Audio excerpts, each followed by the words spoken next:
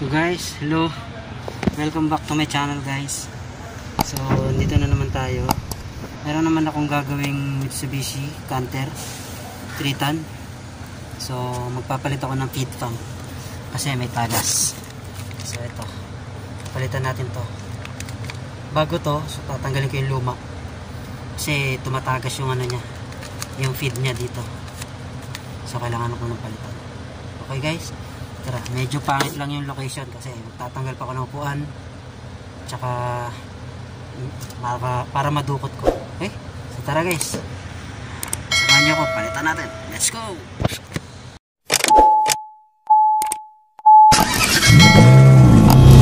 So ito na guys, Mitsubishi Canter. So yung location ng papalitan ko is doon sa ilalim. Ayan guys, kita nyo ba? Yan, yan. Mainit. Yan guys, yan, ito. Yan ang papalitan ko. Yan ang papalitan natin, yung feed pump nya para sa diesel. So ang gagawin ko, tatanggalin ko tong upuan na to, tapos may cover yan dyan para medyo kitang kita ko, free talaga siya. Okay, so kaya kailangan tanggalin yung upuan. Okay guys, tara, panoorin nyo ako. Let's go, let's do this.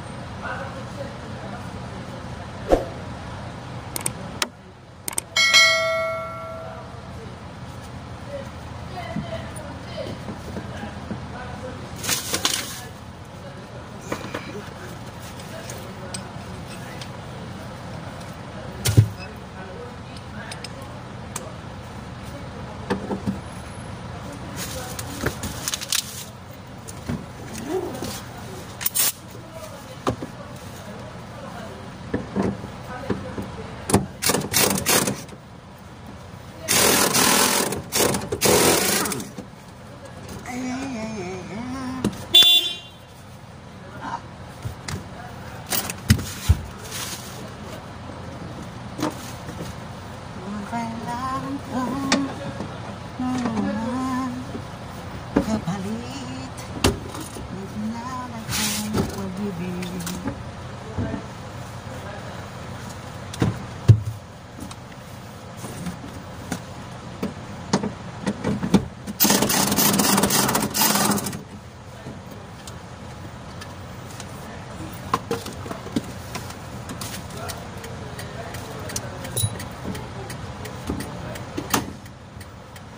Let's do this!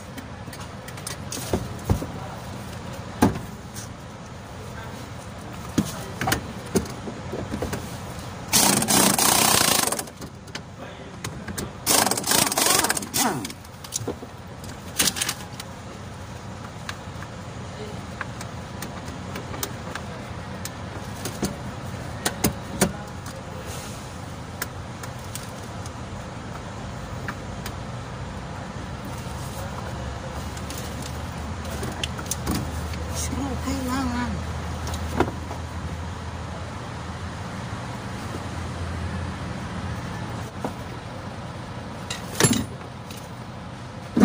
yun na, ito na guys,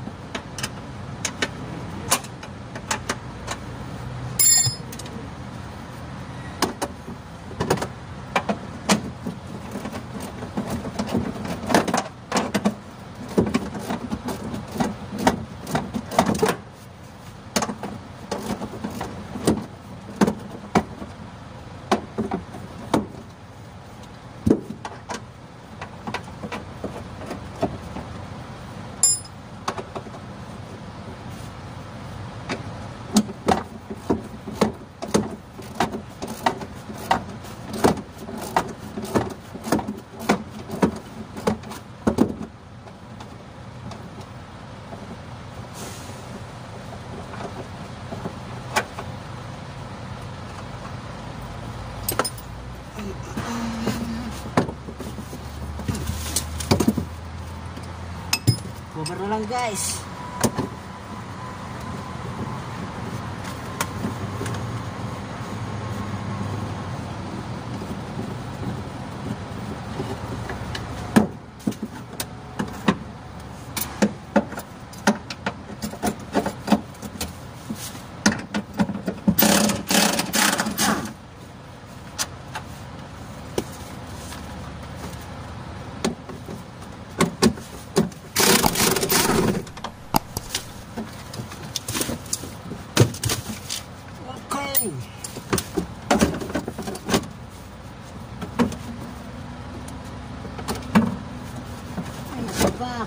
Ay, 14.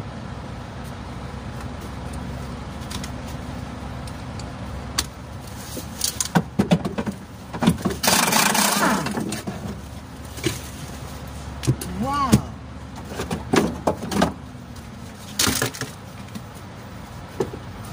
Ito guys. Ito kaya. So, ito guys.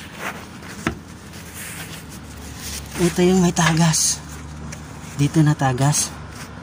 Saan ba? Kita ba? Ito. Yan, ito guys. Ito yung tinanggal ko. Tinanggal ko yung puwan. Libre na siya. Ito yung injection pump. Yung fuel filter. Ito yung papalitan natin. Ito. Yan yung may tagas. Okay. Let's go. Ito natin. So, ito guys. Natanggal ko na siya. So, ikakabit ko na lang yung bago. Tapos, testingin natin. Paandarin natin. Dali lang yan guys. Gamit lang kayo 24 spanner dito. Luwagan nyo lang. So, okay. Tara. Kabit natin yung bago. So guys, yan na yung bago. Naikabit ko na guys. Parang ano lang naman yan guys eh. Papasok nyo lang tapos may thread. Pitan nyo. Okay na yun. Pitan nyo gamit kayo ng socket 24. So yan na yung bago. Tapos ipid nyo. Pagkatapos nyo, pagkakabit nyo, ipid nyo para mapuno yung fuel system nya. Yung fuel line. Para walang hangin. Okay? Pagka-feed nyo, matigas na, i-lock nyo to. Ikot nyo lang to pakaliwa. Luluwag na yan, tapos saka nyo i-feed. Pag matigas na, lubog nyo, saka nyo higpitan, pakanan. Pakanan naman, tapos higpitan nyo lang. So, okay na yun, tapos start nyo. Ngayon, start natin ngayon. Tingnan natin kung andar. Okay? Dali guys ha. Where is the key? Gamit ako ng IBMS. Start natin. Gamit ako nito. Kasi hindi under guys pag wala akong IBMS eh. So, tapos tapakan ko yung clutch. Tapos start ko. So, ayan guys. Tingnan natin kung may tagas pa. So guys, wala na siyang tagas. Hindi na rin siya hard starting. Hindi na siya hard starting. Wala na siyang tagas. So, dito yan guys. Dito yung natagas yung luma. So ngayon wala na. Hindi na siya.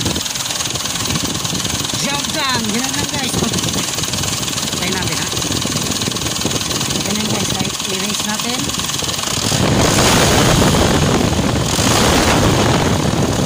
Try natin. So yan guys.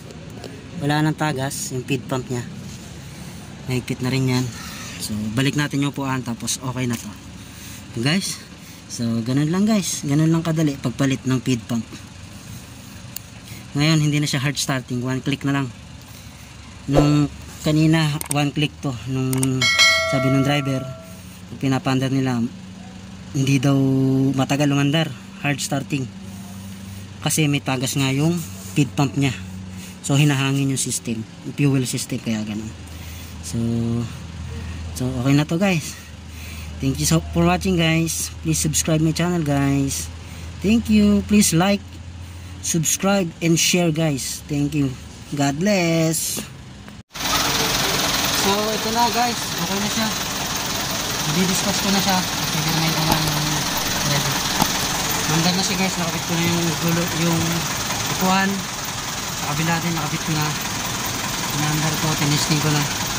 So, wala na siyang tagas. Kahit sa ilalim guys, wala na siyang tagas sa ilalim. Tingnan nyo guys, wala na. So yan, okay na yan. So, thank you guys. Please like, share, subscribe my channel guys. Thank you. God bless. Bye-bye.